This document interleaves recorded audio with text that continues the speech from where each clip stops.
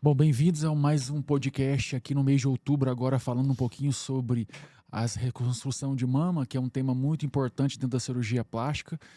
E hoje, como convidados aqui conosco, nós temos o Dr. Orlando, que é ex-presidente aqui da nossa regional também, Dr. Bruno, atual lá responsável pelo setor de reconstrução de mama do Hospital Araújo Jorge, e a doutora Tuane, que também tem trabalhado muito bem nessa área, são nossos convidados aqui. Eu gostaria que cada um de vocês se apresentasse, então, para o pessoal te conhecer. Bom, então, como já foi falado, né, eu fui presidente da Sociedade Brasileira de Cirurgia Plástica aqui na nossa regional Goiás há 3 anos e hoje nós temos aí o Fabiano como nosso presidente bastante atuante e nós estamos aí para ajudar, para colaborar com o que for preciso. Eu sou o Bruno Carvalho, eu sou um cirurgião plástico apaixonado pela cirurgia reparadora. Eu tenho a formação de microcirurgia reconstrutiva, como complementação especializada pela USP. Eu já estou em Goiânia há mais de 15 anos. Eu aproveito a oportunidade para agradecer ao Dr. Orlando por ter me acolhido tão bem no Hospital Araújo Jorge. E espero fazer um bom trabalho de sucessão. Então, há 15 anos eu atuo no Hospital Araújo Jorge e eu conto anualmente com a participações de excelentes cirurgiões plásticos de Goiânia, que doam o dia de trabalho durante o mutirão de reconstrução mamária, que vai ser abordado durante esse podcast.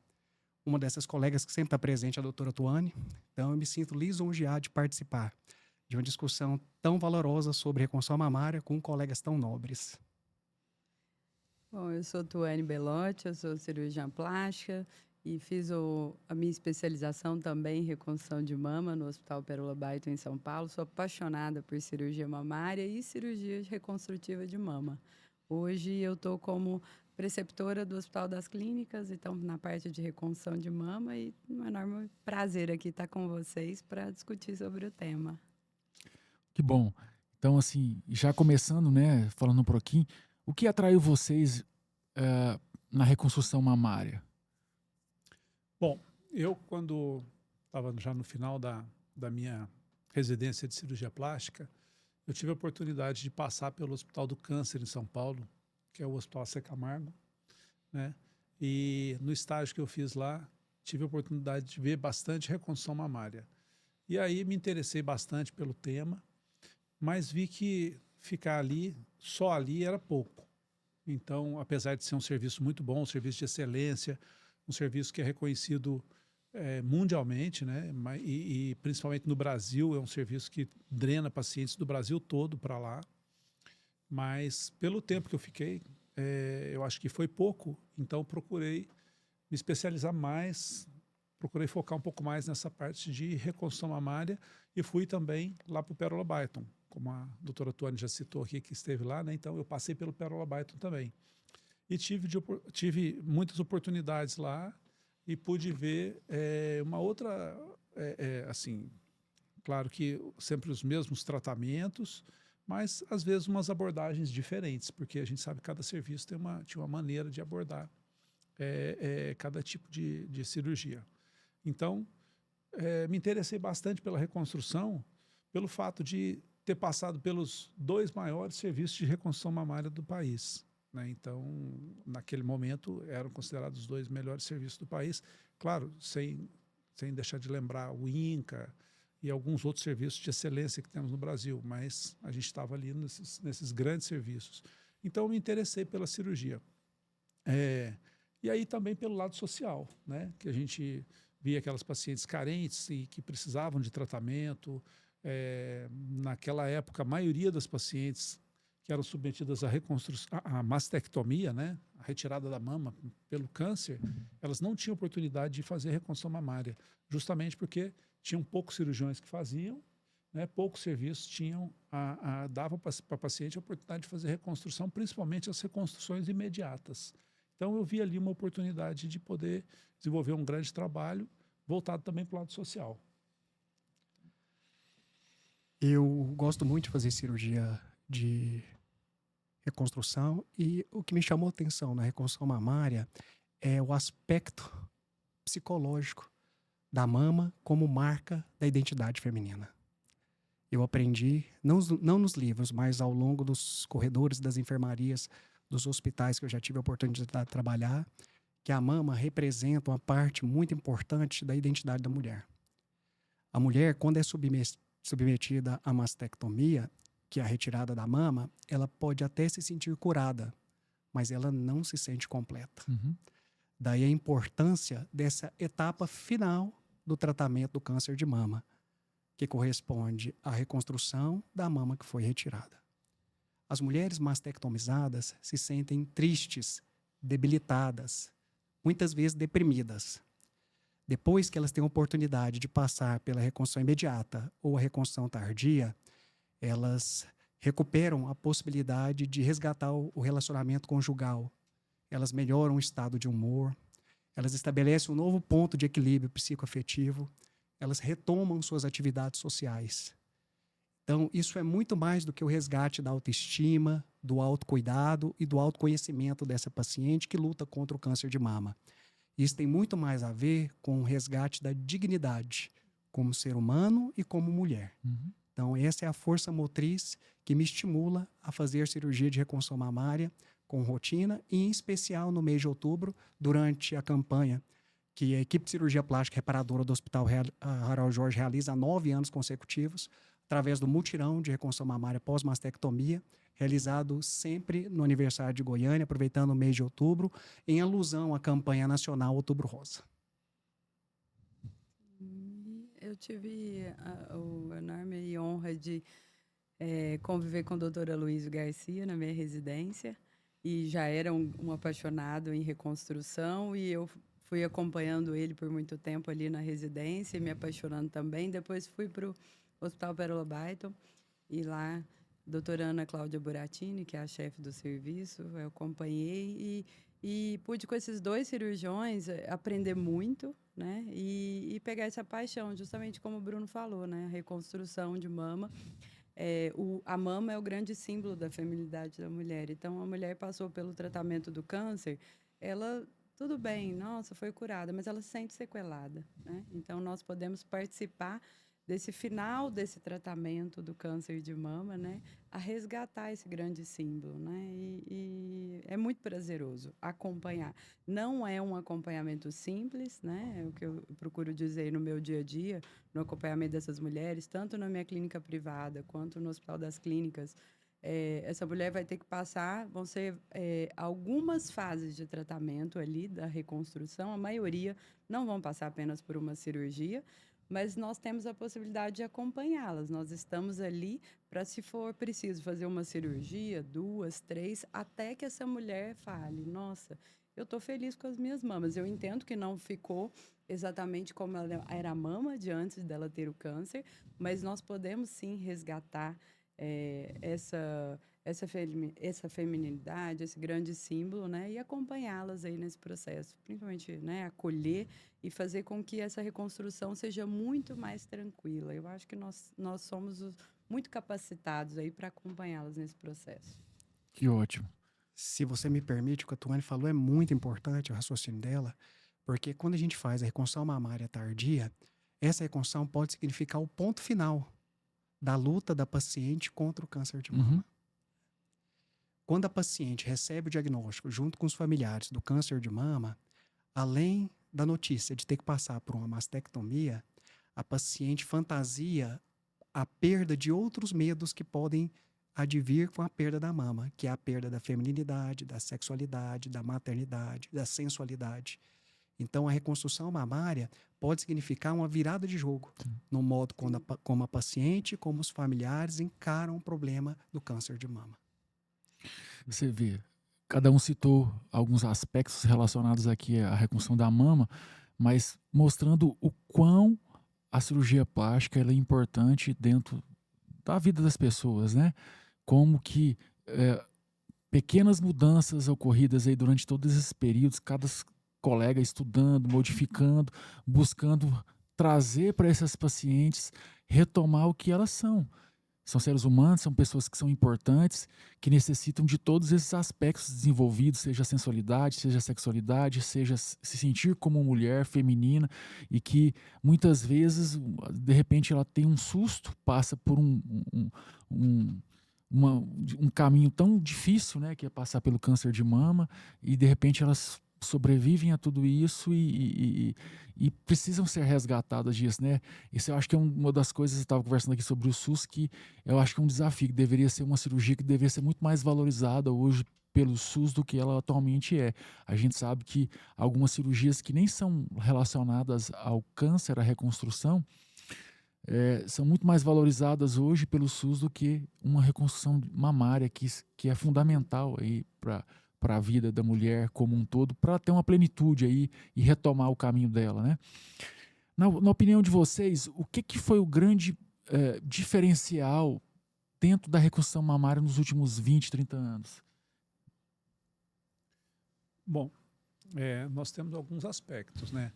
Eu acho que, assim, o advento do uso de prótese ajudou bastante. E prótese, quando eu digo prótese também, a gente fala de expansores de tecido, né? Que é uma prótese que você coloca antes para um preparo daquela mama para depois colocar uma outra prótese definitiva.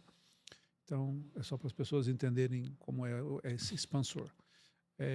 A prótese, ela trouxe para a gente uma possibilidade de a gente ter um resultado estético um pouco melhor, embora tudo dependa de em que estadiamento que a paciente se encontra, né? Qual o grau dessa doença, se ela está no início ou se está mais avançada. Mas quando a gente consegue fazer uma cirurgia menos invasiva ou uma cirurgia um pouco menor, onde você pode colocar prótese e a paciente tem maior preservação de pele, maior preservação dos tecidos dela, né, da musculatura da pele, a gente consegue ter um resultado melhor. Mas isso de um modo geral. Existem algumas coisas que precisam ser consideradas. Mas eu acho que a prótese é uma delas. Outra coisa que eu considero bastante importante é a evolução da microcirurgia, né, Bruno? Acho que é importante falar isso, Bruno. Agradecer ao Bruno pelo ter me mencionado, que eu o recebi em Goiânia quando ele chegou, mas, na verdade, o Bruno foi uma grande ajuda que nós tivemos, porque até essa época, em Goiânia, a gente não tinha ainda cirurgia, a microcirurgia. Depois o Bruno pode falar muito bem como é que é isso, né? Mas os retalhos microcirúrgicos, que também podem trazer um grande avanço para cirurgias, principalmente nos casos mais complexos. Então, e alguns cirurgiões chegaram depois com essa possibilidade, né, do retalho microcirúrgico. O Dr. Carlos, que esteve aqui anteriormente, é um deles, o Dr. Bruno, e por isso até o Bruno foi convidado para ir para o serviço do Araújo Jorge.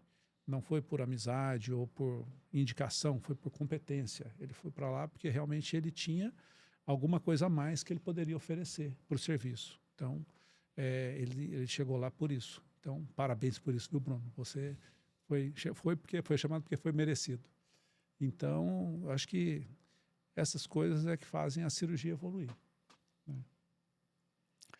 Eu gostaria de responder essa pergunta sobre duas óticas, sobre a ótica da paciente e sobre a ótica do profissional de saúde, que, no nosso caso, os cirurgiões plásticos habilitados a perpetrar uma cirurgia de reconstrução mamária, que é uma cirurgia de complexidade elaborada. Sob a ótica da paciente, o que revolucionou, no meu ponto de vista, a reconstrução mamária foi um fato marcante que aconteceu em 2013, quando se tornou lei a obrigatoriedade da paciente receber a reconstrução mamária gratuitamente pelo SUS. Lei 12.802 de 2013.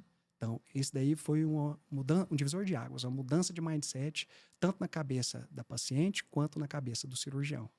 Então, hoje em dia, a paciente só não tem a mama reconstruída gratuitamente pelo SUS se ela não quiser fazer a reconstrução mamária ou se ela não possuir condições clínicas cirúrgicas que permitam a realização da cirurgia. Mesmo que demore algum tempo, devido às filas de espera do Sistema Único de Saúde, essa paciente um dia certamente pode ser contemplada com a cirurgia de reconstrução mamária. Do ponto de vista técnico, o grande fato que virou a mesa na reconstrução mamária, na minha opinião, é o advento da técnica microcirúrgica incorporada à reconstrução mamária e o uso de enxerto de gordura. Então, a microcirurgia possibilitou uma reconstrução mais elaborada, com a utilização de material autólogo e não material aloplástico. O material autólogo dá mais naturalidade para o resultado. Quando a gente reconstrói uma mama, a gente tem como objetivo trazer a mama próximo da normalidade. Quiçá deixá-la bonita, simétrica, com o colo projetado, sem flacidez, proporcional à estrutura corporal da paciente. Quando a gente usa material autólogo, fazendo retalho microcirúrgico, além de dar esse aspecto de naturalidade, a gente ainda consegue poupar, preservar a área doadora. Então, a técnica microcirúrgica permite uma menor morbidade para a área doadora. Então, mais uma vantagem agregada ao pacote de reconstrução mamária. E, em relação ao enxerto de gordura, a gente pôde transformar a cirurgia de reconstrução mamária numa cirurgia estética. A gente sabe que existe uma dualidade muito grande entre cirurgia plástica, estética e reparadora. Hoje em dia, a gente considera quase que indivisível. Mas, sob o prisma de refinamento cirúrgico, o enxerto de gordura permitiu aos cirurgiões plásticos alçar um patamar melhor de entrega de resultado para o paciente. Mesmo que seja necessário um segundo tempo cirúrgico para essa reconstrução. Mas a gente consegue um nível elaborado de refinamento muito maior do que se conseguia antigamente. Só para confirmar o que você falou, né, Bruno? É isso aí mesmo. A gente, antes, quando não tinha o enxerto de gordura, ou seja, a gente ainda não fazia, já existia enxerto de gordura, mas existia um temor de fazer o enxerto de gordura na mama, principalmente uma mama que já tinha tido um problema de um câncer, né? Não que pudesse voltar a ter o câncer por isso, mas por dificultar, às vezes, os exames de imagem, por ter alguma coisa, existia um certo receio. Mas depois, com o tempo, foi vendo e que realmente o enxerto de gordura trazia bastante benefício, e porque quando você não tinha esse enxerto de gordura, você tinha um resultado que às vezes não era tão bom e tinha que se conformar com aquilo, né? Não tinha o que fazer. E muitas vezes a gente mesmo ficava insatisfeito, embora a paciente às vezes ficasse satisfeita de ter a mama reconstruída, porque não tinha nada e reconstruía e ficava satisfeita, mas às vezes a gente sabia que poderia entregar alguma coisa um pouco melhor. Então, realmente, o enxerto de gordura trouxe um grande benefício para a gente. E eu queria só lembrar que eu acho que vale a pena a gente citar o nome. A deputada Maria Elvira foi quem propôs essa lei para o SUS, né, fazer a reconstrução imediata nas pacientes que eram submetidas à mastectomia.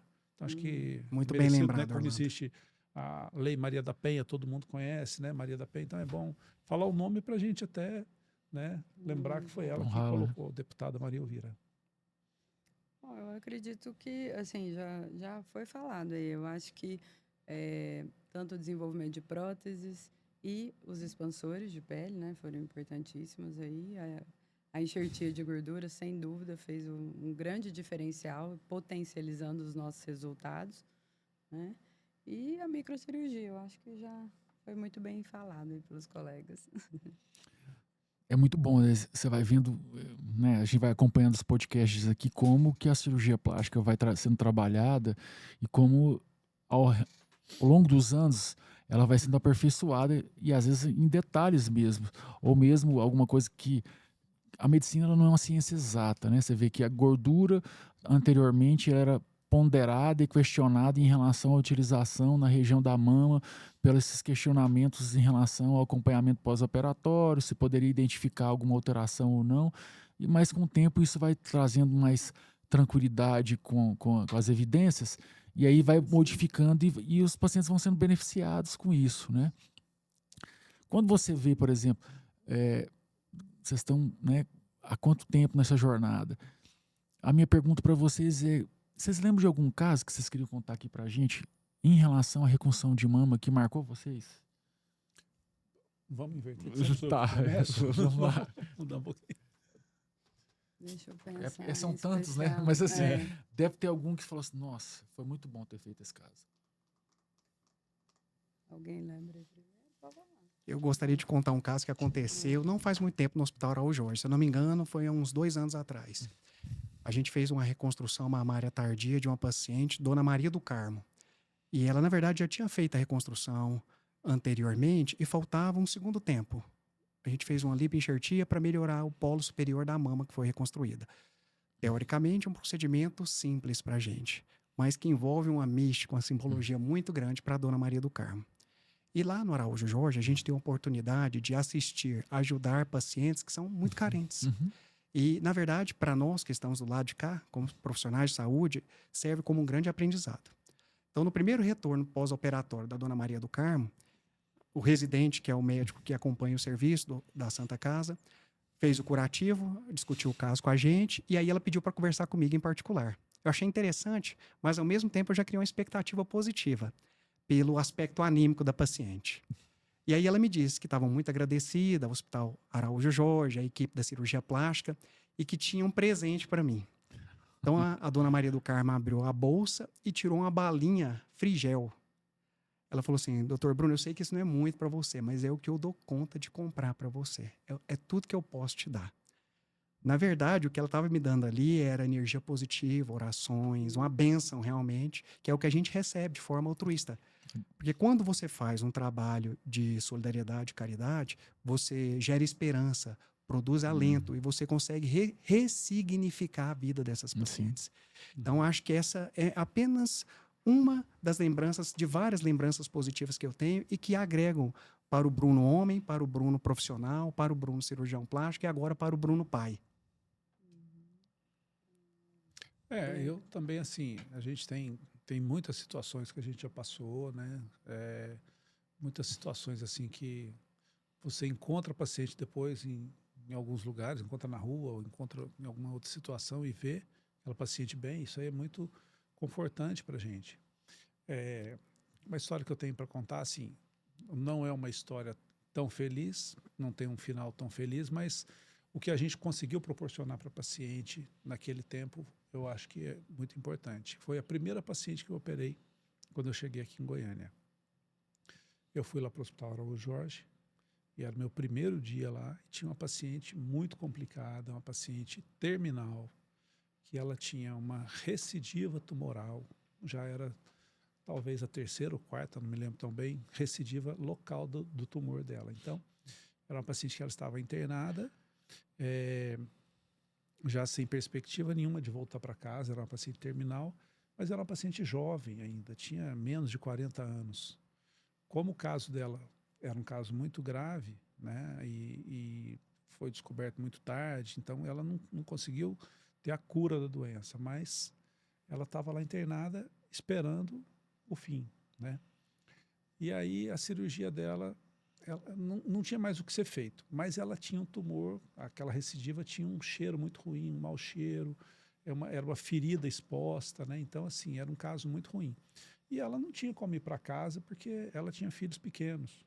Então, ela tinha que ficar ali no hospital, porque os filhos não conseguiam chegar perto dela por causa até do mau cheiro da ferida dela. Então, isso era muito ruim para ela, porque ela sabia que ela ia morrer, não se sabe em quantos dias, mas sabia que tinha muito pouco tempo. E aí, eu resolvi fazer a cirurgia dela. Era uma cirurgia paliativa, não ia curar nada, ela ia simplesmente... Nós propusemos para ela simplesmente tirar aquele tumor que estava ulcerado, que estava com mau cheiro, para que ela tivesse um tempo que ela pudesse voltar para casa e aproveitar mais um pouquinho da vida dela. Então, foi uma cirurgia, uma decisão muito difícil, até com ela, com a família, né, o marido, tudo. Falou, a cirurgia dela não é uma cirurgia muito difícil, muito... Falei, porque o caso dela é grave, ela pode, operando ou não, ela pode morrer a qualquer momento. Enfim, nós fizemos a cirurgia, isso foi no dia 6 de janeiro, não me lembro direitinho o dia até que foi, e ela foi embora.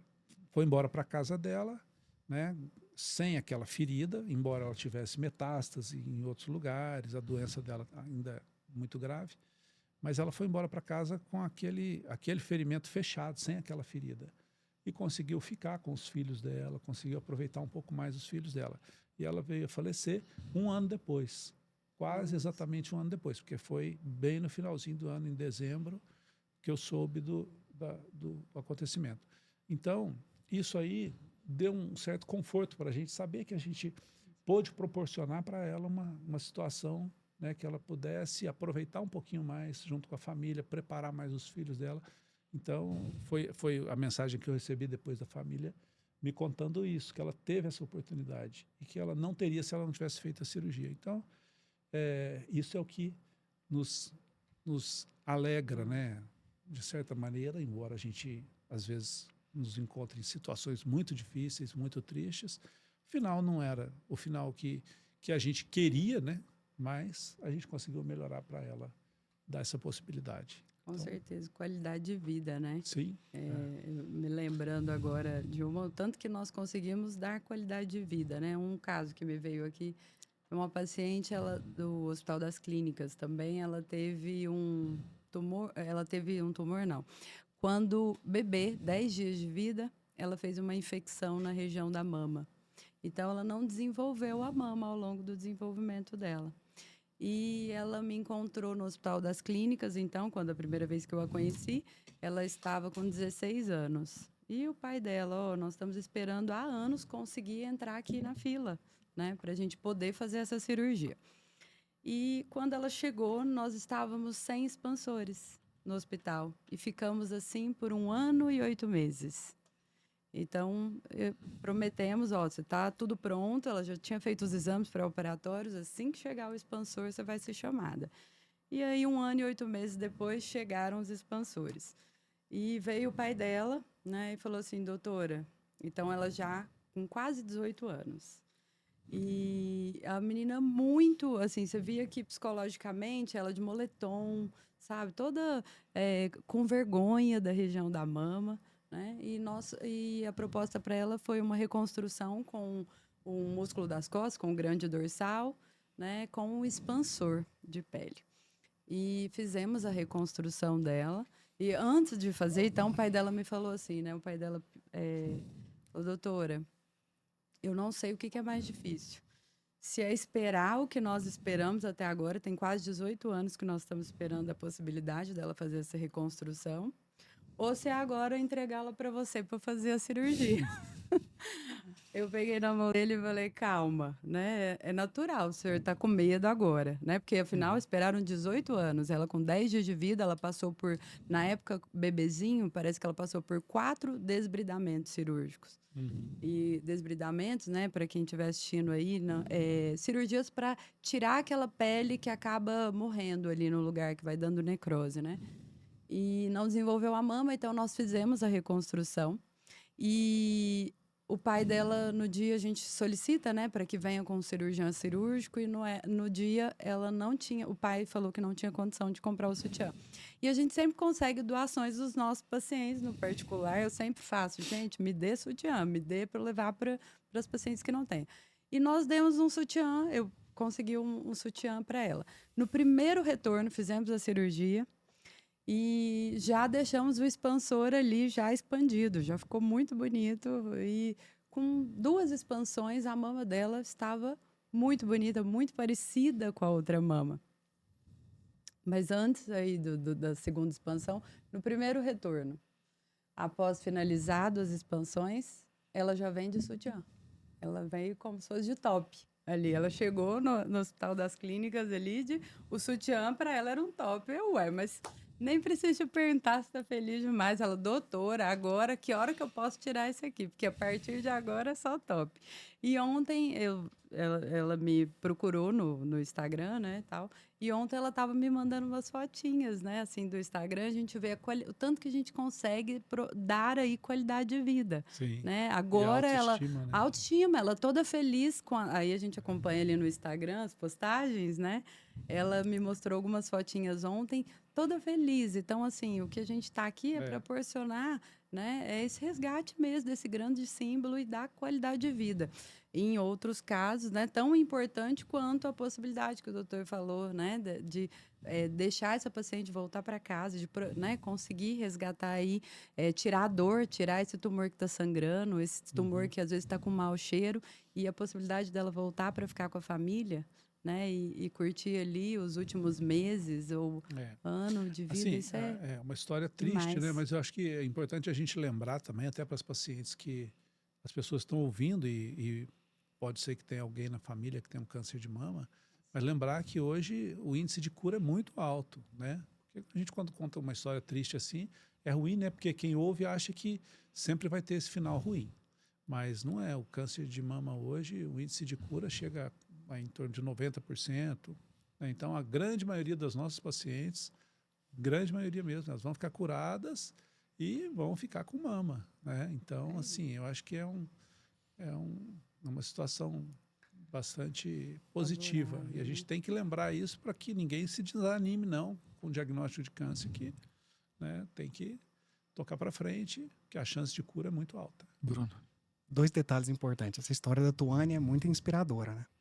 E inconscientemente ela chamou atenção para um fato muito importante. A gente sempre liga reconstrução mamária a câncer, mas existe reconstrução mamária para doenças que não são câncer. Benignas Uhum. também. Exatamente. Um exemplo já foi citado para ela, quando a paciente tem, de alguma forma, a afetação do broto mamário, seja por trauma ou queimadura, o que impede o desenvolvimento da mama durante a idade puberil.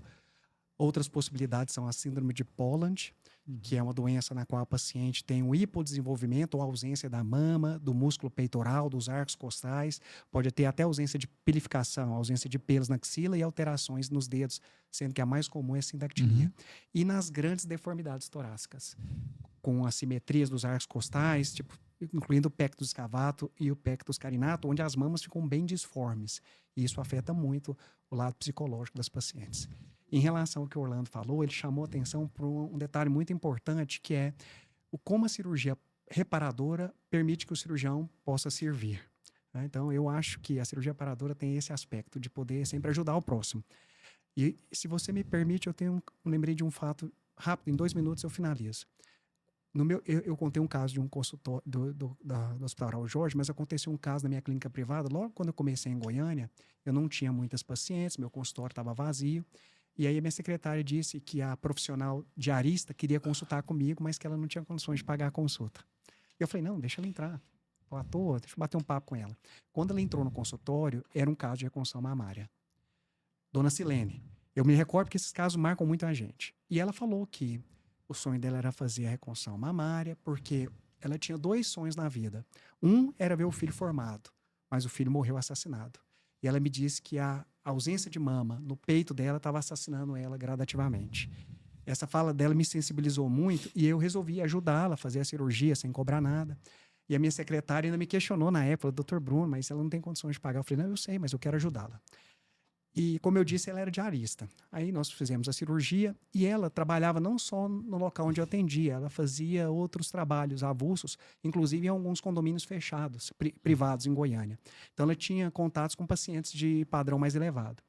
E ela ficou tão satisfeita com a cirurgia que ela acabou falando de mim para várias patroas. E várias patroas me procuraram. E várias consultaram, várias fizeram a cirurgia e isso girou meu consultório no começo. Então, Servir, né? resumo da ópera. Minha mãe me ensinou que o que a mão direita faz, a esquerda não deve, a mão direita faz, a esquerda não deve ficar sabendo. Mas toda vez que você dá, você recebe muito mais em troca de forma lei do retorno, né? Então, mais um fato que me marcou bastante. Porque esse é o poder do semear, né? Nunca uma semente vai voltar só com uma semente, né? A árvore que ela vai produzir, ela vai gerar muito mais sementes que você vai colher lá no seu futuro. Vocês falaram, eu lembrei, eu tinha um caso na minha família, né? Minha sogra, ela tinha uma cicatriz e o ginecologista pediu, olha, tá estranho, um caroço, tira pra mim, faz a biópsia pra gente ver. E eu lembro que eu fiz a biópsia e, assim, o aspecto era mais de benigno, né? Achei estranho, bem superficial, tudo. E quando veio um resultado negativo. E como aquilo afeta a vida das pessoas, eu pude perceber aquilo, assim, no meu dia a dia. Primeiramente, essa questão do medo da morte. Porque, olha, às vezes as pessoas não param isso, que na verdade a gente deixou de viver um ano a menos, né? Porque nós estamos caminhando para esse dia. E aquilo despertou a vida dela, porque, peraí, e agora? Os meus netos, eu não vou ver netos que vão nascer ainda, não vou poder pegar no colo, não vou poder desfrutar disso. Quem eu tô agora, como é que eu tô? Porque a medicação, aquele período de tratamento, ele é muito frágil. E desperta, então, não é só a perda da morte, o que eu vou perder com tudo isso? O cuidado, o meu esposo, Será que meu esposo vai me aceitar da mesma forma que eu sempre fui? De repente ele vai olhar para mim e vai ver uma cicatriz. Quantos relatos a gente tem das mulheres, elas falam pra gente que ficam com vergonha de acender a luz porque não querem que ver a cicatriz, porque não querem ver aquela região, não querem se mostrar daquela forma. E como e assim, no meio de tudo isso eu ainda tive minha cunhada, que descobriu também, e vivendo tudo aquilo ao mesmo tempo, a gente percebe como que isso afeta, como que isso transtorna de fato aquilo ali, modifica a vida delas, a qualidade de vida, a parte emocional, e depois como que a cirurgia vem resgatando tudo isso e trazendo essa firmeza, esse controle, porque é uma vitória, né? Vencer um câncer é uma vitória fantástica. E você perceber tudo isso, dar um beijo para minha sogra, para minha cunhada, que viveram tudo isso, e que eu aprendi também muito com elas, porque eu soube acompanhar no dia a dia como é que isso afeta toda a vida familiar, toda a vida da casa, independente aí da situação, da classe econômica, como isso afeta as pessoas e como que a gente pode interferir de uma forma positiva ali e depois ver isso sendo resgatado, né? O Bruno falou sobre isso, a Ana falou, então isso é importante demais. E assim, eu queria até voltar num assunto que a gente começou aqui, que é essa da campanha, né? São 9 anos já de reconstrução. Eu tive lá desde a primeira, lá com o Bruno, lá iniciando. E assim, nós tivemos pioneiros, né, da cirurgia plástica aqui no nosso estado, doutora Luiz, doutor Orlando lá no Araújo Jorge, que se eles também não tivessem começado, talvez não tivesse quem continuar, né? Então, assim, eles abriram espaços que hoje quantos pacientes não são beneficiados com isso. Então, eu queria falar um pouquinho sobre isso. Eu acho que essa campanha que ocorre todo ano no aniversário de Goiânia, o tanto que ela ajuda, né? São vários colegas, né? Hoje era eu e o Bruno, hoje são 10, 12, 20 colegas que trabalham simultaneamente o dia inteiro ali para poder resgatar essas pacientes. Todos nós já participantes, então queria que cada um pudesse contar a sua experiência de contribuir com a reconstrução mamária ali naquele momento e como isso é gratificante para nós, né, cirurgiões ali naquele momento, poder trabalhar ali e movimentar aquele hospital. Você que é pioneiro, Orlando, vou começar com você. Então, acho que assim, a campanha ela é muito importante, né, porque até essas propostas assim de ter um mês voltado para aquele tipo de cirurgia, para aquele problema, é para lembrar, né?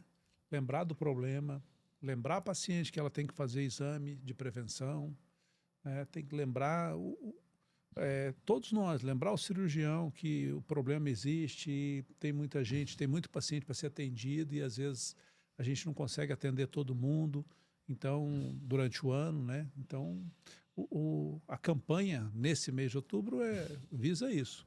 Mas a gente tem que lembrar que o cirurgião está trabalhando o ano inteiro ali, né? Está operando o ano todo, está o ano inteiro fazendo a parte dele ali, está atendendo as pacientes, fazendo as cirurgias. Mas a campanha é importante por isso, né? Porque é para lembrar mesmo, para deixar sempre vivo na memória das pessoas que é importante ajudar, é importante operar, é importante fazer prevenção, é importante a paciente ir no médico, fazer exame, né? Então, lembrando tudo isso aí. Então, isso aí que eu acho que vale é isso aí. A importância, né, desse mês de outubro, né, a gente voltar para a prevenção, para diagnosticar precocemente. Então, para as pessoas, para a sociedade, para a gente lembrar, todas as mulheres que têm mais de 40 anos, fazer a mamografia, fazer o ultrassom de mama anualmente. Por quê? Com o diagnóstico do câncer na fase inicial, a gente tem que lembrar que o câncer de mama é o câncer mais frequente na mulher. 1 a cada 8, 9 mulheres vão ter câncer podem ter o câncer de mama ao longo da vida. Então, o diagnóstico precoce a gente vai ter uma chance de cura de mais de 90%. Com o diagnóstico precoce, a gente diminui o índice de mortalidade de morbidade em 40%. Então, é muito importante a gente diagnosticar inicialmente esse câncer. E a gente diagnosticando inicialmente, a gente tem a possibilidade de fazer cirurgias cada vez menos invasivas e resgatar e levar a cura e o resgate aí de todo o processo, né, da mama da paciente de forma um pouco mais tranquila, né, com menos aí complicações. Então, é importantíssimo. E as campanhas, né, de como a do Araújo Jorge, que o Dr. Bruno, o Dr. Pablo e a doutora Andréia estão dando seguimento aí, né, nesses últimos anos, são importantíssimas, porque durante um dia, no último ano, foram quantas mulheres? 11 ano passado. Foram 11, né? Esse ano, qual que é a previsão? 12. 12. Então, em um único dia, 12 mulheres vão ser beneficiadas. Nós vamos poder ajudar 12 mulheres, né? Então, além de que toda essa informação nas mídias, essa lembrança, né, vão fazer muito mais mulheres aí. E esse mês eu fui fazer meu exame também, né? Me lembrou também. Então, eu trabalho com reconstrução de mama nos últimos aí 5 anos, mais frequentemente, nos últimos 9 anos, né, com mama. Às vezes a gente demora a pensar um pouquinho. No comecinho do mês, finalzinho do mês passado, opa, vamos fazer. Nós estamos gravando aqui, falando para outras mulheres fazer, então nós temos que dar aí, fazer a nossa parte também. Então, é importantíssimo e eu tenho o maior prazer de falar com lembrando, vocês. né, Tânia, que o diagnóstico precoce também proporciona também um resultado estético melhor, né? Isso aí, com que a gente certeza. busca sempre ter um resultado melhor a cada dia. E então, quanto mais cedo é feito o diagnóstico, ou seja, quanto mais aquele tumor está no início, melhora seu resultado Mais estético conservadora também. Mais conservadora vai ser é a cirurgia, né? Você menos mutilante e, consequentemente, um resultado estético melhor. Você falou na lei da semeadura e o mutirão começou assim. A gente sabe quantas sementes tem num fruto, mas a gente não sabe quantos frutos pode vir de uma semente. E essa primeira semente, quem plantou foi o Orlando. Então, eu acho que um dos sentimentos mais nobres que existe no homem é o sentimento de gratidão. Então, fica aqui, publicamente, meu manifesto de gratidão a você. Se não fosse você me acolhendo, talvez o mutirão não existiria há 9 anos seguidos. Eu sou só um instrumento de realização do mutirão, mas a ideia original começou lá atrás com quem me sucedeu. E eu faço questão de honrar essa campanha tão bonita e por isso que eu conto com cirurgiões como a Tuane, como o Fabiano e vários outros que nos ajudam todos os anos de forma muito solidária, sabendo que o foco é voltado para as nossas pacientes. Então, o nosso mutirão acontece sempre no dia 24 de outubro, todos os anos. A gente aproveita o apelo, à luz de todas essas informações que a Tuane e o Orlando falaram aqui de forma muito nobre e elucidativa, para fazer uma campanha que é uma ação de promoção de saúde voltada para a mulher que luta contra o câncer de mama. Então, a função do nosso mutirão, que conta com o apoio da Sociedade Brasileira de Cirurgia Plástica Regional Goiás, e já é um evento oficial do hospital, é acelerar o acesso dessas pacientes que estão nas filas de espera à etapa final do tratamento cirúrgico do câncer de mama, que é a reconstrução mamária, né? Então, o mutirão vem com a ideia de informar para as pacientes, para todas as mulheres, para os familiares, para os acompanhantes, enfim, para toda a população, que o câncer de mama tem cura, que o câncer de mama tem tratamento e que o câncer de mama pode sim significar uma nova forma da paciente encarar a doença. E observando ao longo de toda essa experiência que eu já tive à frente do mutirão, junto com os colegas Pablo e Andréia, eu vejo que as palavras que ficam para as pacientes são as palavras de esperança, de aceitação social, de resgate da qualidade de vida, de preservação da autoimagem corporal. E para nós, profissionais de saúde, nós cirurgiões plásticos que organizamos o mutirão, as palavras que ficam é de gratidão a Deus, de ter essa nobre oportunidade de poder estar servindo as nossas pacientes, de solidariedade e principalmente de continuidade. Por isso eu citei meu amigo Orlando, porque essa força-tarefa nunca pode parar. Acho que é importante você que está assistindo a gente resgatar essas questões relacionadas aí ao cuidado, né? Você que é mulher, seja no autoexame, seja na sua consulta com seu gineco, com o mastologista, para que ele possa estar investigando em você para poder pegar isso de uma forma precoce e aí, como foi citado aqui, você colher dos benefícios de poder ter o diagnóstico precoce. Durante muito tempo no nosso país houve, e ainda há em algumas áreas da medicina, um receio da pessoa ir ali e se buscar um auxílio do profissional médico com medo de, às vezes, ser diagnosticado alguma coisa. E é importante aqui, você que está assistindo, que olha, se você pegar isso no início, os resultados que você vai colher disso é muito maior. Então não corra disso, pelo contrário, corra para isso, para que você possa ser investigado. Se não tiver nada ótimo, perfeito, mas se tiver pegando no início, vai ser muito melhor para você, para sua família, para todo mundo que está ao redor de vocês, porque vocês vão passar por um tratamento muito mais rápido, muito menos agressivo, né? Dependendo do tipo do tumor que for colocado ali, mas que vai ter essa possibilidade de ter uma reconstrução muito mais rápida e aí você poder ter um benefício disso também.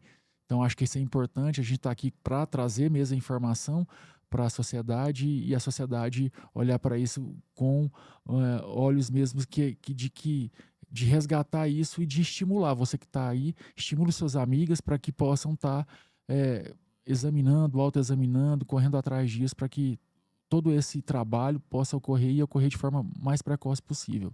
Orlando? Não, isso aí, né? Acho que ia também falar que é muito importante a mamografia, né? Muita mulher tem medo da mamografia, né? Claro, não é uma coisa agradável de se fazer, né?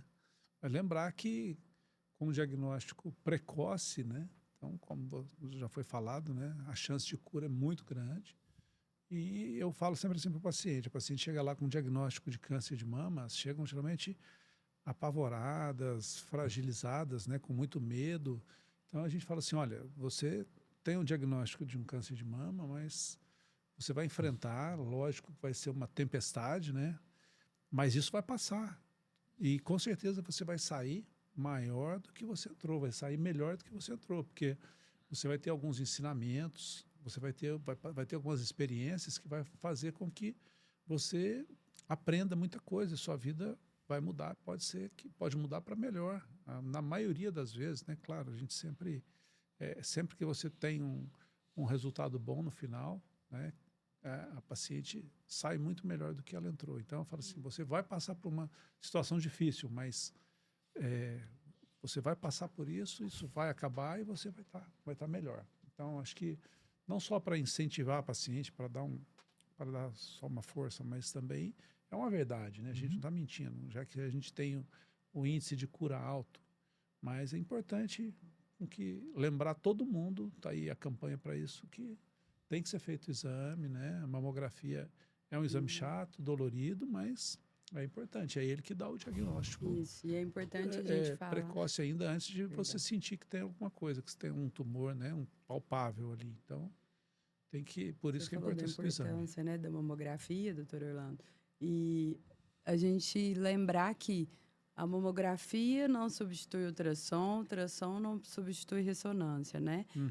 Acima de 40 anos, a gente solicita mamografia e ultrassom para as mulheres, né? E aí não adianta falar: não vou fazer só ultrassom, não vou fazer mamografia. Tem tipos de lesões que só a mamografia vai visualizar. Tem tipos de lesões que só o ultrassom vai visualizar. Então, uma não substitui a outra. Isso é importante a gente falar, né? Porque às vezes é uma dúvida dos pacientes para a gente. Mamografia dói muito. Eu fiz mamografia. Já fiz mamografia. Dá para aguentar. É uma dorzinha, mas dá para aguentar. Nada que te impede a realizar um exame tão importante que pode mudar a sua vida totalmente. Não só a sua, como de toda a sua família, né? Que vai ser beneficiado num diagnóstico precoce. Mas dá para a gente realizar assim. É chato? A gente passar pelo exame ginecológico é chato. O homem passar pelo exame de próstata é um pouquinho chato. É incômodo, sim, mas dá para fazer, né? E é o que pode ser um divisor de águas aí, né, na vida da paciente. E também existe um aspecto atemporal relacionado a essas campanhas nacionais de conscientização e aos eventos regionais, tipo multirões, que é a questão das políticas públicas. Então, eu sempre tive a esperança de que essas campanhas nacionais e nossos eventos regionais possam impulsionar, possam aumentar a abrangência das políticas públicas voltadas para a promoção de saúde da mulher relacionado à prevenção e ao diagnóstico precoce do câncer de mama. Como assim, Bruno? A gente sabe, por incrível que pareça, que já existe a legislação para isso. A gente já tem até a lei de 2013, que foi muito bem citada pelo Orlando. Só que às vezes falta sensibilizar a cabeça dos nossos gestores para uma questão tão frequente, tão importante, que deve ser debatida não só no mês de outubro, mas durante todo o ano. Sim.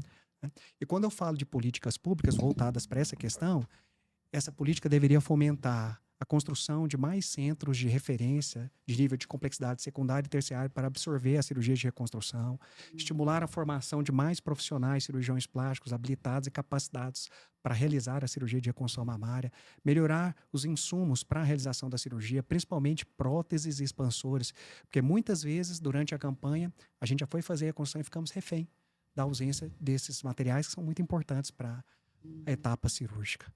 Então fica aqui esse fogo na lenha que eu acabei de deixar, mas que vale a pena a reflexão. Sim. Eu acho que é importante falar isso, porque você vê, esse cuidado da saúde ele não depende só do médico, ele depende do paciente, de entender que ele precisa de buscar o auxílio, buscar a consulta, buscar toda essa parte. E também nós precisamos que os gestores sejam sensibilizados para que eles proporcionem a estrutura, o ambiente, o material, todo esse cuidado, porque senão cada vez mais a fila vai estar aumentando e não adianta só a boa vontade dos profissionais de querer resolver esse tipo de situação, porque existe uma necessidade maior, que é da montagem desses ambientes para poder estar atendendo e cuidando desses pacientes, né? Eu queria perguntar para você, Orlando, e aí para cada um de vocês também estender essa pergunta. Qual pergunta que eu não fiz aqui, mas que você gostaria de perguntar e tá perguntando para os colegas aqui para a gente poder estar rebatendo aqui, falando sobre a questão da reconstrução de mama. Uhum. Tá, bom, então vamos falar um pouquinho assim, tecnicamente, o que tem feito mais hoje em dia, cada um, né? O Bruno, que é um cara aí da microcirurgia, queria saber como é que tá a estatística dele aí em relação à microcirurgia, se ele tem feito, que tipo de cirurgia que ele tem feito mais, depois também para a Tuane também, o que ela tem feito mais aí nas reconstruções imediatas, nas reconstruções tardias, né? A política que a gente adota no mutirão é o seguinte: a gente tenta contemplar um maior número de pacientes.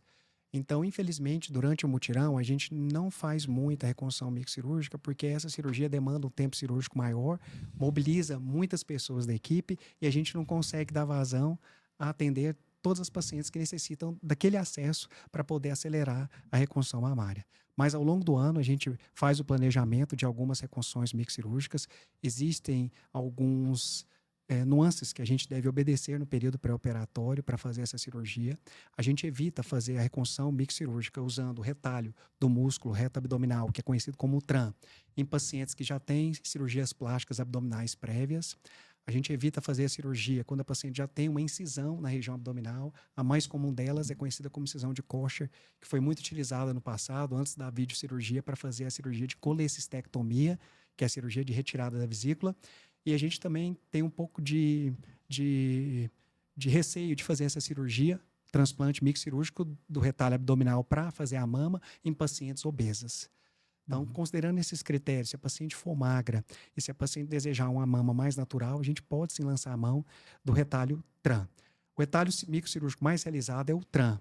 Só que o TRAN tem um problema que ele não preserva muito a musculatura da parede do músculo da parede abdominal. Então, quando a gente faz a transferência microcirúrgica do TRAN, como a gente lesa um pedaço do músculo reto abdominal, existe, mesmo fazendo a técnica microcirúrgica, uma pequena chance dessa paciente evoluir com um certo grau de abaulamento, de eventração e até mesmo hérnia no pós-operatório tardio.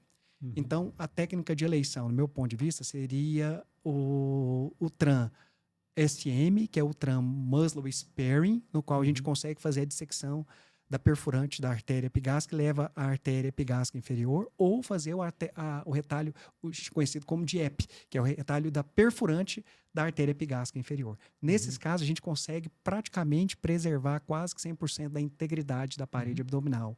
E aí que vem a grande vedete dessa cirurgia microcirúrgica, que é a preservação da área doadora.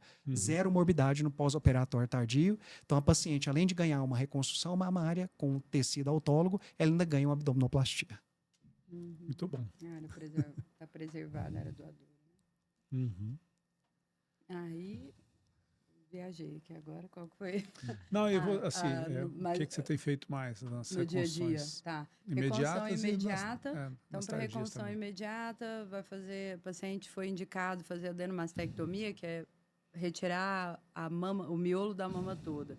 O que eu mais realizo no meu dia a dia? Reconstrução em 2 tempos. Eu consigo entregar um resultado mais previsível, um resultado mais gracioso com a reconstrução em 2 tempos. Então, primeiro eu coloco o expansor, né, que para os pacientes que estiverem assistindo aí, como se fosse uma bexiguinha vazia, e a gente coloca ali, vai preservar a casa, vou preservar a pele, vou proporcionar ali um espaço para no futuro, alguns meses depois, quando essa paciente puder passar pela segunda cirurgia, eu vou colocar a prótese de silicone e fazer um enxerto de gordura. Nos quadrantes, a maioria dos casos, a gente consegue a reconstrução em um tempo cirúrgico, né, com retalhos locais ou montando ali a mama. Isso é mais o meu dia a dia aí. E quem passou no Pérola Baito faz bastante reconstrução de quadrante, né? Sim, muita. Com retalho local, né? Retalho local, a maioria. Se a mama é doadora, a gente já consegue montar a mama ali falo para os pacientes, como se fosse um Lego ali. Vamos montar a mama com os seus tecidos, né? Vai diminuir essa mama. Se a equipe de mastologia tirar 1/3 da mama, 1/4, nós vamos montar com o que sobra. Diminui um pouco essa mama, mas a gente aproveita e vai lá e monta outra mama o mais parecido ali possível que a gente conseguir. Agora, quando tem a indicação de tirar a mama toda, a adenomastectomia, o miolo da mama, reconstrução em 2 tempos. Primeiro o expansor e depois a prótese de silicone. Esse é mais o meu dia a dia aí. Já que você deu essa liberdade para perguntar, gostaria de saber da experiência dos colegas sobre 2 fatores. Primeiro, sua preferência, reconstrução com material aloplástico ou reconstrução com tecido autólogo? Segundo, paciente jovem, foi submetida a uma mastectomia poupadora de pele, skin sparing, tem condições totais de fazer reconstrução imediata com colocação de prótese definitiva, mas tem uma pequena chance de fazer radioterapia no pós-operatório. Você já arrisca colocar a prótese e ter uma chance de ter contratura capsular, ou você prefere dar um passo para trás, colocar o expansor e depois fazer a reconstrução definitiva? Bom, eu vou começar pela segunda pergunta sua, que é a radioterapia, em relação à radioterapia, né? Com a radioterapia, com a possibilidade de fazer radioterapia, ou às vezes até já a certeza de que vai ser feita a radioterapia, a gente prefere colocar o expansor. Que aí você sabe que você vai ter alguma sequela, algum problema, mas você tem a possibilidade de corrigir essa sequela depois. E, graças a Deus, né, com o advento da gordura aí, cheia de gordura, a gente consegue melhorar o resultado e consegue melhorar aquele tecido que vai sofrer com a radioterapia, né? A radioterapia, a gente sabe que traz algumas sequelas para o tecido da mama ali. Então, a gordura nos ajuda nesse resultado depois. Se bem que eu falei nessa situação de colocar expansor, né? Mas como a Tuane já tinha falado, o expansor sempre é a primeira escolha quando você tem que usar prótese. O ideal seria sempre colocar o expansor antes e a prótese depois. Fazer a cirurgia em 2 tempos. Embora sempre a paciente peça para a gente, não, doutor, faz de uma vez só, né? Quero fazer uma cirurgia só, resolver o problema de uma vez só. Então, a gente sofre muito esse assédio da paciente para que faça tudo de uma vez só, né? Mas a gente sabe que o resultado vai ser bem melhor quando você faz em 2 tempos. Coloca o expansor antes. Salvo algumas situações que são muito favoráveis, que você consegue colocar a prótese de uma vez e ter um bom resultado, né? Mas tem que ser aqueles casos muito bem selecionados que tudo é favorável para isso. Eu acho que... E a primeira pergunta... Reconstrução com material aloplástico ou então, tecido autólogo? Isso aí, eu sou um cirurgião mais velho que vocês, né? Então, quando eu comecei, a gente fazia quase 100% com um tecido autólogo, né? Que fazia o TRAN, o grande dorsal, embora o grande dorsal, na maioria das vezes, precisasse de uma prótese junto. Mas a gente dava essa preferência, sempre utilizar um retalho. E aí, com o tempo, foi incorporando o uso da prótese, né, nas reconstruções. E também, com o passar do tempo, as situações foram melhorando, né? A gente começou a pegar paciente bem mais no início da doença. Isso foi se tornando muito mais comum. Só para vocês terem uma ideia, quando eu cheguei aqui, no ano 2000, eu operei mais de 20 casos de reconstrução em pacientes com tumor muito avançado. E a gente até assustava no começo, porque Goiânia, apesar de ser um lugar já bastante desenvolvido, né, uma cidade bem desenvolvida, mas ela recebe pacientes de todo lugar. E vem muito paciente da região norte para cá. E essas pacientes, às vezes, vinham de lugares muito distantes, lugar difícil, de difícil acesso, né, de difícil acesso à medicina, né, que eu falo. Então, chegava muito paciente lá no Araújo Jorge já com tumor muito avançado. Já chegava quando já estava mesmo muito complicado. Então, eu fiquei até um pouco assustado. Falei, nossa, o índice aqui de tumor avançado é muito grande. E aí, graças a Deus, com o tempo, né, isso foi melhorando, né, foi diminuindo. Hoje a gente não pega mais paciente, é muito raro pegar paciente com tumor muito avançado. Cada vez mais a gente vem pegando os casos mais precoces. Isso aí é muito bom e facilita para a gente a indicação da cirurgia, o que você vai escolher, qual técnica vai escolher. Então, com isso, com preservação de pele, com preservação, às vezes, do complexo areopapilar, é muito mais simples, tem menor morbidade para o paciente o uso do material aloplástico, que é a prótese, né? O expansor e a prótese. Então, a indicação maior hoje, né, tem sido isso aí. A gente vem deixando de realizar retalhos, né, como o retalho abdominal, o TRAN, que o Bruno citou, o retalho grande dorsal, fiz muitos também já, mas hoje em dia a gente tem feito muito pouco. O retalho do grande dorsal é mais para umas situações de cirurgias secundárias, resgates, né, que você precisa corrigir ali algum problema, algum defeito que aconteceu, mas a indicação nas pacientes, nas primeiras cirurgias, são realmente, hoje, a gente indica mais o material aloplástico, que é o expansor e prótese. Isso, assim como o doutor Orlando, eu não faço microcirurgia, então a minha indicação é o retalho, tanto o TRAN quanto o grande dorsal, é para resgate. Eu tive, né, o paciente não fez a reconstrução de mama com o uso de prótese, expansor, não deu certo, aí nós vamos fazer de resgate uma cirurgia usando ali o abdômen ou usando uma pele das costas, tá? Então, a primeira pergunta, né? Não faço micro, então já iria para prótese mesmo. E vai para radioterapia, né? Eu prefiro sempre, eu trabalho com mastologistas que eles são mais, eles não são tão conservadores, eles deixam um retalho ali para mim, uma espessura de pele muito fina. Eles deixam ali cerca de 3, 5 milímetros. Então, eu não me sinto segura de forma alguma de colocar uma prótese de silicone, olha, em 99% das pacientes. Então, eu explico e desenho para minhas pacientes o que é você tirar o miolo completo da mama e deixar uma espessura de pele ali de 3 milímetros. E eu mostro fotos de como outras pacientes saíram do centro cirúrgico. E eu falo, se eu colocar uma prótese de silicone comprimindo aqui, o que você acha que vai acontecer com esses vasos? Vai conseguir chegar sangue ali? Eu acho que elas entendem, né, muito bem.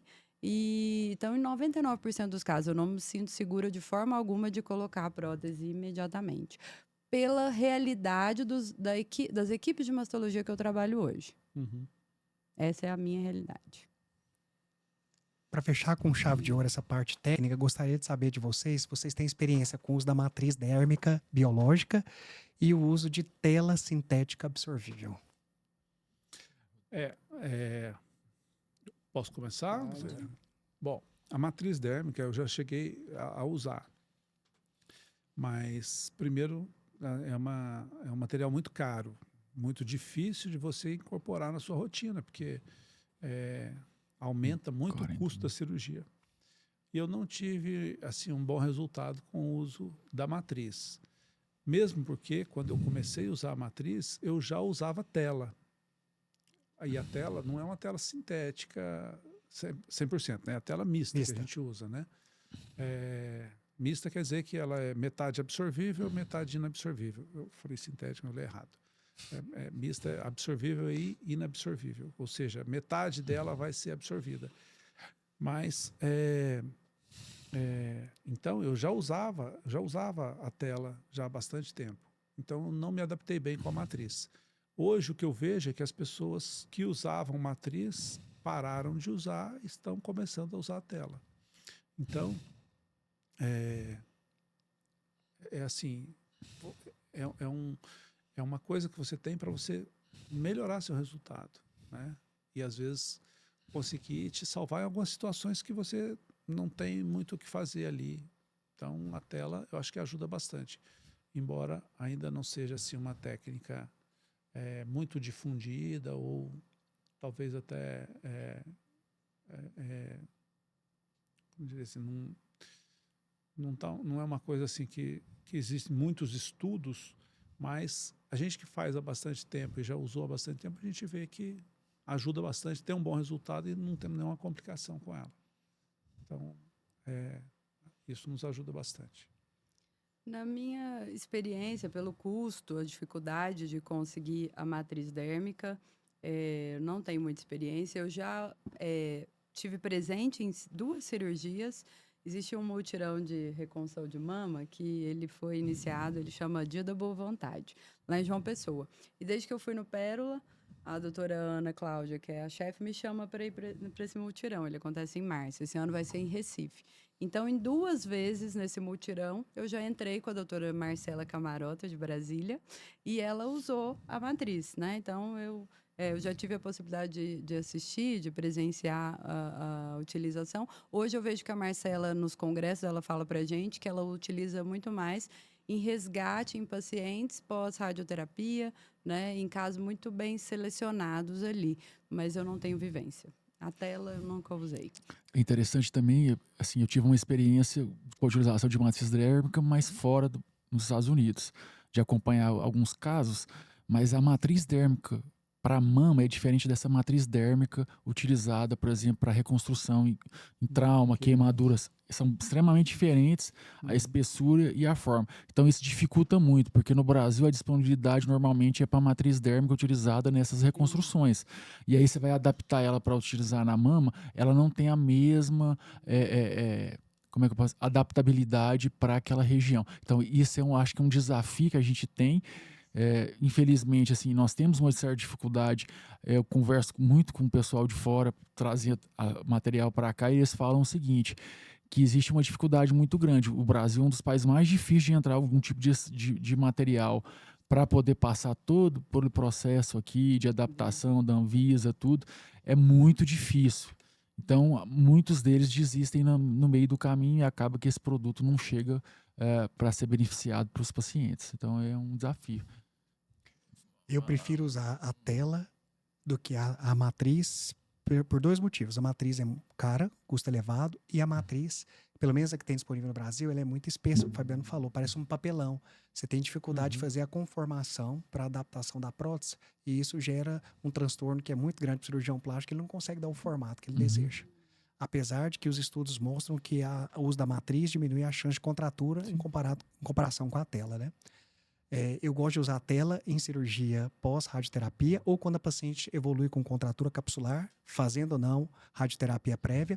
E na reconstrução primária, quando o mastologista vê necessidade de tirar um pedaço do músculo peitoral ou durante a ampliação de margem, ele deixou o músculo peitoral bastante enfraquecido, então a tela me ajuda a dar estabilidade para o implante.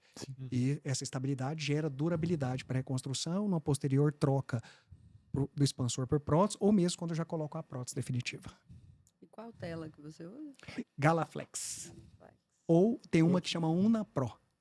Ultra Pro. Eu uso Ultra Pro. Sem conflito de interesse. Sem conflito de interesse.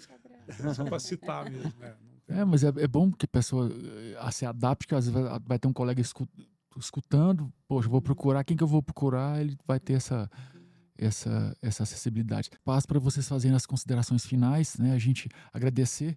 Eu, em nome da Sociedade Brasileira de Cirurgia Plástica Regional Goiás, eu agradeço muito, né, toda a dedicação, o tempo de vocês, né? A gente sabe o quanto vocês estão se dedicando não só na profissão, mas se dedicando aqui para ceder um espaço do tempo de vocês que vocês estariam ou trabalhando ou com a sua família, deslocando para cá para estar conosco um pouquinho, para poder estar trazendo esclarecimento para a população em geral da importância da nossa área de atuação e como que elas podem se cuidarem mais e se preservarem para que tenham uma melhor qualidade de vida, um resgate melhor aí do seu dia a dia.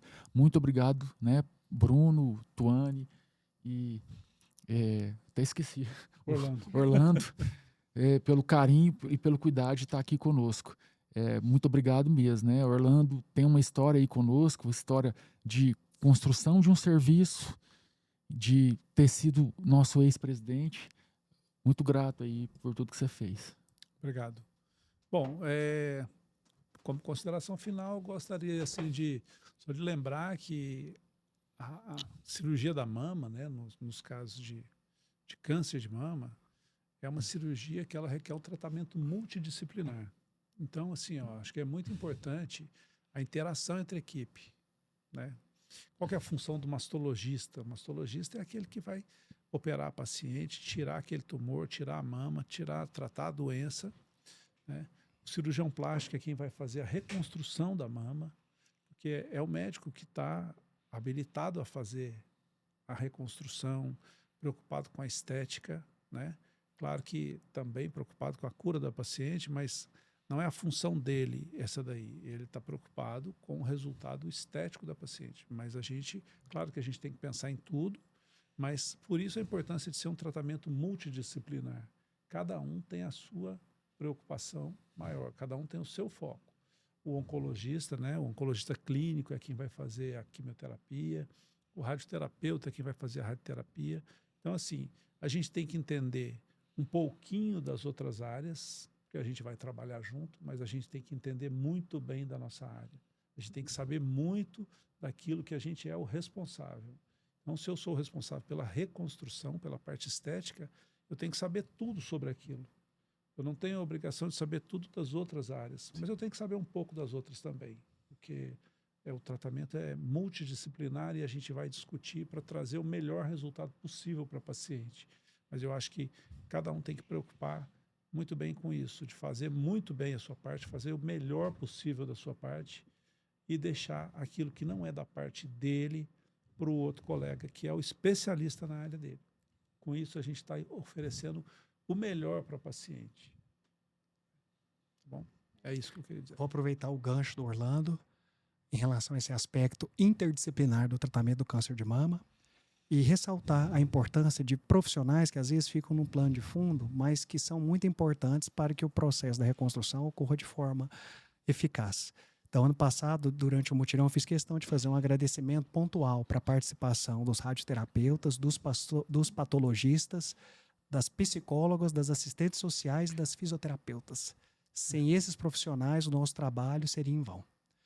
E como mensagem final, gostaria de ser bem breve, a minha palavra é de agradecimento ao Fabiano pelo convite, aos colegas pela parceria e pela possibilidade de eu estar sempre aprendendo com vocês e reenfatizar que o nosso mutirão acontece todos os anos do mês de outubro, durante o aniversário de Goiânia, dia 24, é uma data estratégica, e dizer que essa é uma ação solidária, é uma ação social, de caridade, que conta com a participação de muitos cirurgiões plásticos voluntários. E acho que esse é o ponto alto da nossa campanha. E salientar que toda ação de solidariedade deve ser feita como um ato genuíno e deve ser feito com o objetivo de gerar esperança e destinar atenção e carinho para essas pacientes que lutam contra o câncer de mama. Isso, e lembrando aí nessa multidisciplinaridade, são vários profissionais, né? Além desses já citados, né? Nós temos as equipes de enfermagem, de técnico de enfermagem, de anestesistas, de psicólogos e fisioterapeutas e nutricionistas. Então, às vezes a gente até vamos esquecer alguns aqui, mas é uma equipe muito grande, né? Então, o importante para essa paciente procurar logo esse diagnóstico, né? Nós estamos aqui lembrando da campanha. E cada mulher, você que conhece as mulheres de mais de 40 anos, qualquer mulher da sua família, leve-a para fazer exame, né? É isso que você pode fazer para a gente ter uma qualidade de vida melhor, né? E a partir do diagnóstico veio o medo, e aí, será que eu vou sobreviver? né? E aí eu vou ficar mutilada? Então, procure uma equipe que tenha essa multidisciplinaridade, que além do mastologista, do oncologista, do radioterapeuta, psicólogo, fisioterapeuta, enfermeiras, que tenha toda essa equipe para te acolher e participar de cada momento do seu tratamento. Porque hoje as equipes são cada um na sua área, como o doutor Orlando bem falou, cada um tem uma importância muito grande, cada um vai poder te ajudar numa fase diferente do tratamento e todos nós estamos aqui para te acolher e trazer muita qualidade de vida. Então, agradecer ao Dr. Fabiano, à Sociedade Brasileira de Cirurgia Plástica Regional, pelo convite. É um prazer estar aqui aprendendo com vocês e participando. Isso, muito obrigado. Obrigado. Aí, muito bem. Ficou ótimo, hein?